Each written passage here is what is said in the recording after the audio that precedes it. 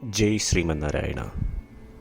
ഞാൻ ഇവിടെ പ്രതിപാദിച്ചിരിക്കുന്ന സംഗ്രഹം നമുക്ക് നൽകിയത് രാമാനുജദാസൻ ശ്രീമാൻ ഗട്ടു വേണുഗോപാലസ്വാമി അവർകൾ. അധ്യായം 10 വിഭൂതിയോഗ, ശ്ലോകം 34. മൃത്യുഃ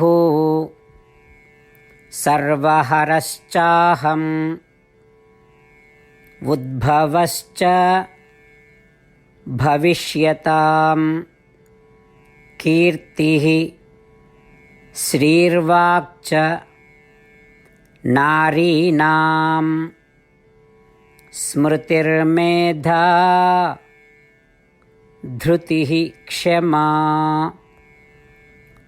ഓം.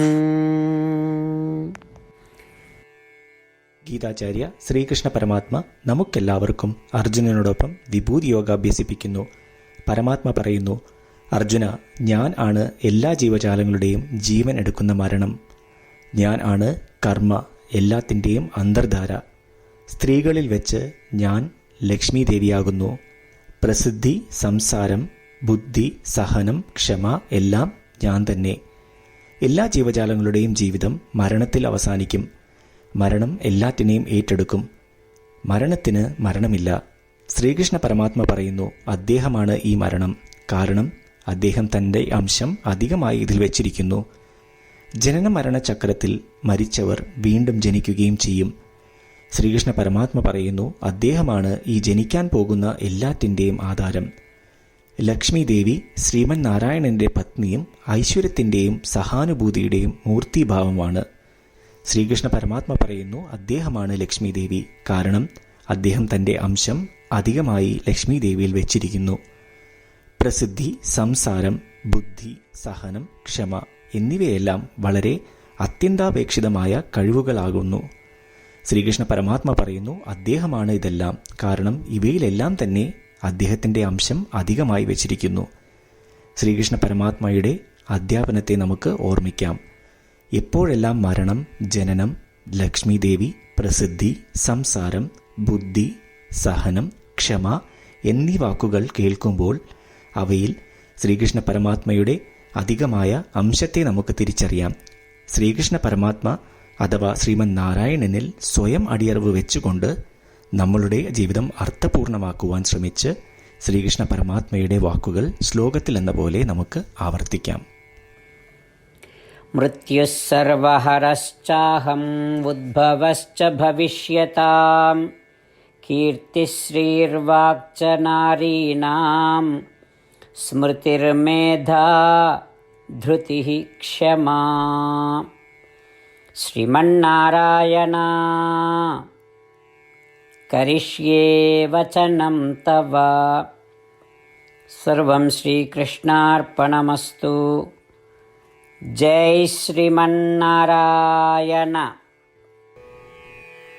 ശ്രീകൃഷ്ണ പരമാത്മാവ് ശ്രീമദ് ഭഗവത്ഗീതയുടെ പൂർണ്ണമായ അന്തഃസത്ത 18-ാം അധ്യായത്തിലെ 65 മുതൽ 70 വരെയുള്ള ശ്ലോകങ്ങളിൽ പ്രതിപാദിച്ചിട്ടുണ്ട്.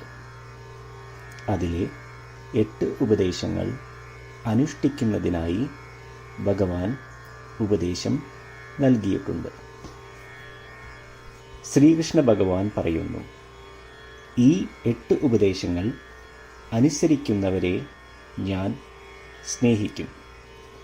ഈ ഭക്തന്മാരെ ഞാൻ എല്ലാവിധത്തിലും സംരക്ഷിക്കും. ശ്രീകൃഷ്ണ പരമാത്മാവിൻ്റെ ഗീതോപദേശം ശ്രവിച്ച ശേഷം അർജുനൻ കരിഷ്യേ വചനം തവ, അതായത് കൃഷ്ണ, അങ്ങയുടെ ഉപദേശം പ്രകാരം ഞാൻ പ്രവർത്തിച്ചു കൊള്ളാം എന്ന് പറയുന്നു. അതുകൊണ്ട് ശ്രീകൃഷ്ണൻ അർജുനന് എല്ലാവിധ വിജയങ്ങളും ഫലപ്രാപ്തികളും നൽകി അനുഗ്രഹിച്ചു. ഈ 8 ഉപദേശങ്ങൾ നമ്മൾ പാലിച്ചു കൊള്ളാം എന്ന് പരമാത്മാവിനോട് നമുക്കും പ്രതിജ്ഞ ചെയ്യാം. ഒരു പൂജയും തപസ്സും യാഗവും പരമാത്മാവിന് കൊടുക്കുന്ന ഈ പ്രതിജ്ഞയേക്കാൾ വലുതല്ല.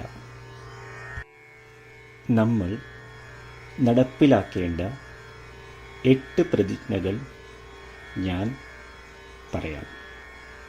ഇവ നിങ്ങളുടെ മനസ്സിലും ഹൃദയത്തിലും എപ്പോഴും ഓർക്കണം.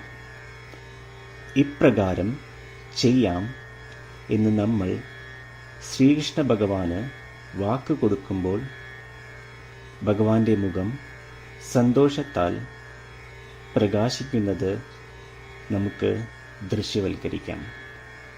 ജയ് ശ്രീമന്നാരായണ. ഇവയാണ് നമ്മളുടെ 8 പ്രതിജ്ഞകൾ. ഓ ശ്രീമന്നാരായണ, അവിടുന്ന് ഉപദേശിച്ച പ്രകാരം ഞാൻ എപ്പോഴും അങ്ങയെ ഓർക്കുകയും ധ്യാനിക്കുകയും ചെയ്യും. ഓ ശ്രീമന്നാരായണ, അവിടുന്ന് നിർദ്ദേശിച്ച പോലെ ഞാൻ എന്നും അങ്ങയുടെ വിശ്വസ്തനായ അനുയായി ആയിരിക്കും. ഓ ശ്രീമന്നാരായണ, അങ്ങയുടെ സേവനത്തിനും സംതൃപ്തിക്കും വേണ്ടി ഞാൻ എൻ്റെ എല്ലാ പ്രവൃത്തികളും ചെയ്തുകൊള്ളാം.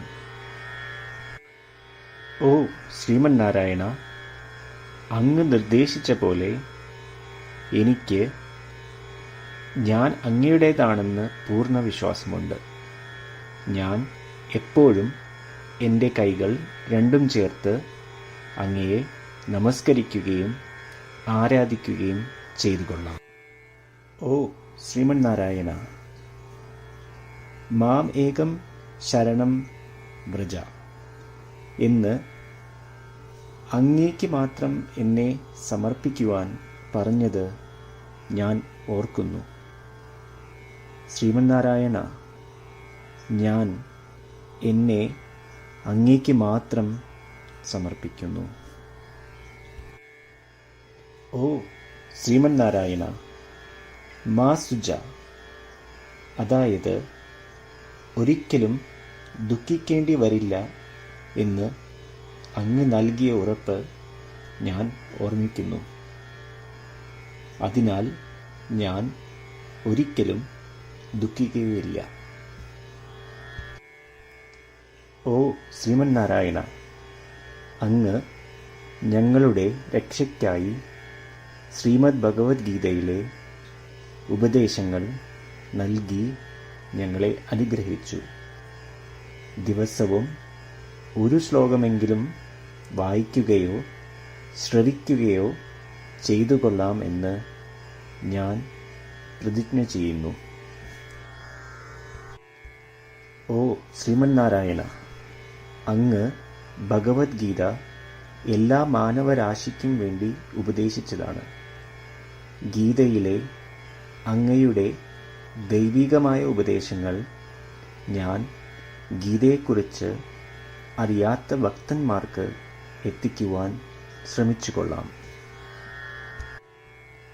ഓ ശ്രീമന്നാരായണ, ഞാൻ അങ്ങ് പറയുന്നത് പോലെ ചെയ്യുകയും അവിടുന്ന് ആഗ്രഹിക്കുന്നത് പോലെ പെരുമാറുകയും ചെയ്തുകൊള്ളാം. ഞാൻ അങ്ങേക്ക് വേണ്ടി മാത്രം പ്രവർത്തിക്കും.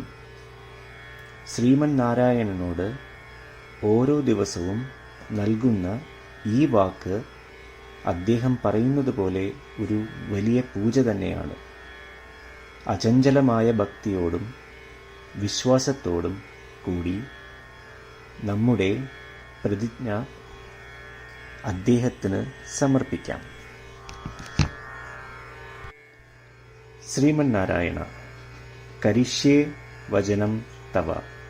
ശ്രീമന്നാരായണ, ഞാൻ അങ്ങയുടെ ഉപദേശപ്രകാരം പ്രവർത്തിച്ചുകൊള്ളാം. മൃത്യുഃ സർവഹരശ്ചാഹം ഉദ്ഭവശ്ച ഭവിഷ്യതാം കീർത്തിഃ ശ്രീർവാക്ച നാരീണാം സ്മൃതിർമേധാ ധൃതിഃ ക്ഷമാ. ഓം മൃത്യുഃ സർവഹരശ്ചാഹം ഉദ്ഭവശ്ച ഭവിഷ്യതാം കീർത്തിശ്രീർവാക്ച നാരീണാം സ്മൃതിർമേധാ ധൃതിഃ ക്ഷമാ. ശ്രീമന്നാരായണ കരിഷ്യേ വചനം തവ. സർവം ശ്രീകൃഷ്ണാർപ്പണമസ്തു. ജയ് ശ്രീമന്നാരായണ. ശ്രീമന്നാരായണ. എല്ലാ ഭക്തരോടും ഒരു പ്രത്യേക അഭ്യർത്ഥന. നമ്മളുടെ ജീവിതത്തിൽ നമുക്ക് എല്ലാ കാര്യങ്ങൾക്കും ഉടനടി ഫലപ്രദമായ പരിണിതഫലം വേണം. ഇത് നേടുന്നതിനായി നമുക്ക് ഒരു നിമിഷം ദിനവും നാരായണാസ്ത്രം പാരായണം ചെയ്യാം. നാരായണാസ്ത്രം ലഭിക്കുന്നതിനായി നാരായണാസ്ത്രം വെബ്സൈറ്റ് www.narayanaastram.org എന്ന സൈറ്റിൽ നിങ്ങളുടെ പേരും ഇമെയിൽ മേൽവിലാസവും രജിസ്റ്റർ ചെയ്യുക. ഇപ്രകാരം ചെയ്യുന്നവർക്ക് ഒരു നാരായണാസ്ത്രം PDF ഇമെയിലിൽ അയച്ചു തരുന്നതാണ്. ഈ PDF-ൽ ഒരു രാമായണ ശ്ലോകം, ഒരു ഗീതാശ്ലോകം, ഒരു വിഷ്ണുനാമം എന്നിങ്ങനെ അടങ്ങിയിരിക്കുന്നു. ഇവ മൂന്നും ചേർന്ന് നാരായണാസ്ത്രം എന്ന പേരിൽ അറിയപ്പെടുന്നു. ഏവർക്കും വിവിധ ശ്ലോകങ്ങളാവും അയച്ചു തരിക.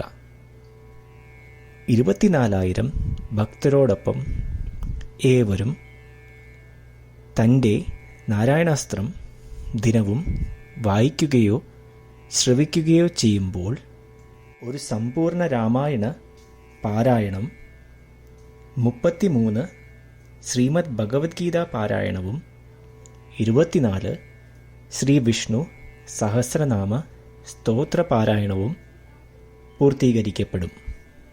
ഇത് ദിനവും ചെയ്യുന്നതിലൂടെ അത്യന്തം ശ്രദ്ധേയവും അസാധാരണവുമായ ഒരു ഫലമാണ് കൈവരിക്കാവുന്നത്. ഇതുകൊണ്ട് താങ്കളും താങ്കളുടെ കുടുംബാംഗങ്ങളും ഉടൻ തന്നെ പോയി തങ്ങളുടെ നാരായണാസ്ത്രം കൈപ്പറ്റേണ്ടതാണ്. ജയ് ശ്രീമന്നാരായണ.